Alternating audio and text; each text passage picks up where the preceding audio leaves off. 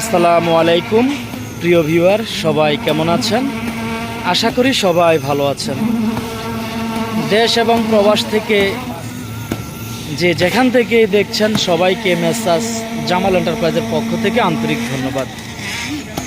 প্রিয় বন্ধুরা, আপনারা দেখছেন আমরা একটি ছাদ ঢালাইয়ের কাজ করতেছি। তো ইতিমধ্যে আমাদের এই ছাদের প্রায় 90% কাজ শেষ, আর মাত্র 10% কাজ বাকি আছে। তো আসলে আজকের সারাদিনের প্রচণ্ড গরম এবং অনেক বেশি রোদের মধ্যেই কিন্তু কাজটা হচ্ছে। তো আলহামদুলিল্লাহ, তারপরও আমাদের কাজটা এখন একদম শেষের দিকে আছে।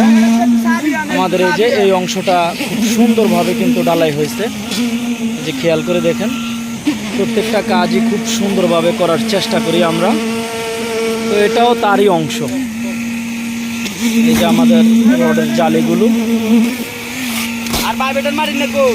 এই যেদিকে ড্রাইভেশন হচ্ছে। তারপরে যখন ঢালাই করবেন অবশ্যই এই বিষয়গুলো খেয়াল করবেন, যে প্রত্যেকটা কলমে কিন্তু সুন্দর করে রিং দেওয়া হয়েছে ঢালাইয়ের আগে।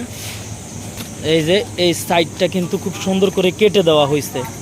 ঢালাইয়ের সময় অবশ্যই পুরনো ঢালাইটার সময়, নতুন ঢালাই করার সময় অবশ্যই এই সাইডগুলো কোদাল দিয়ে ভালো করে কেটে দিতে হবে। এই যে দেখেন, আমরা একদিকে পুরোটাই কিন্তু কাইটা দিছি। এই দিকটা দেওয়ার পরে দিকটা দিতে দিতে এটা একটু শুকিয়ে গেছিল। তারপর এটা কাইটা সুন্দর করে পানি দিয়ে ভিজানোর পর ঘোলা দিয়ে কিন্তু কাজটা করতে হবে। তো আমরাও কিন্তু সেভাবেই করতেছি। আমি আপনাদেরকে এই কাজের সিঁড়িটা একটু দেখাই। এটার এই যে এগুলাতে সিমেন্টের ঘোলা এটাতে, আর এটাতে হচ্ছে সাদা পানি। এই যে এটা সিঁড়িটা, এটা খুবই সুন্দর একটা সিঁড়ি কিন্তু এখানে দেওয়া হয়েছে, 3 লেয়ার। ঢালাই ওইদিকে তৈরি করা হচ্ছে, খুব সুন্দর করে কিন্তু ছাদটা মিলানো হয়েছে। এটা আনুমানিক 2100 স্কোয়ার ফিটের একটা ছাদ। আমাদের আর একটা পায়ার কাজ বাকি আছে।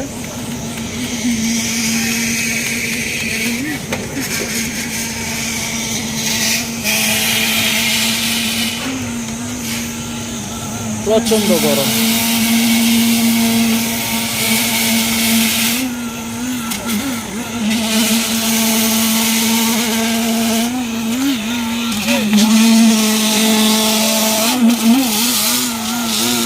গ্যাসটা দেন, গ্যাসটা আস্তে হালান।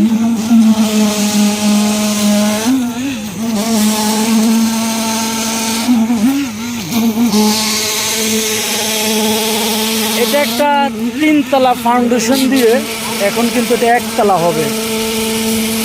আমাদের এই পায়াটা দেখেন, সুন্দরভাবে কিন্তু ঢালাইটা হয়েছে, খুবই সুন্দরভাবে।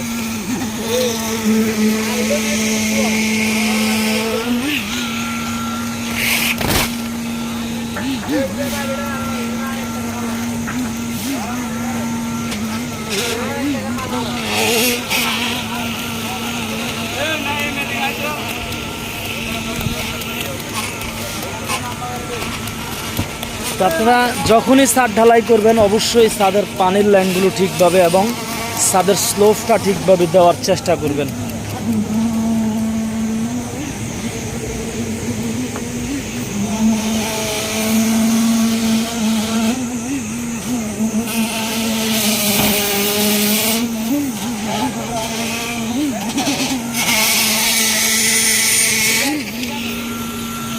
পানি লো নজির, পানি দিয়ে ভিজাই দে, ভিজে দে। অবশ্যই এইভাবে সিটগুলো ভিজিয়ে দিতে হবে। এই শুকনো ডালার গুঁড়োটা দে, এটাতে দেখবে, এইটাতে এইভাবে ভিজিয়ে দিলে কিন্তু আপনার ছাদের জোড়াটা ভালো হবে।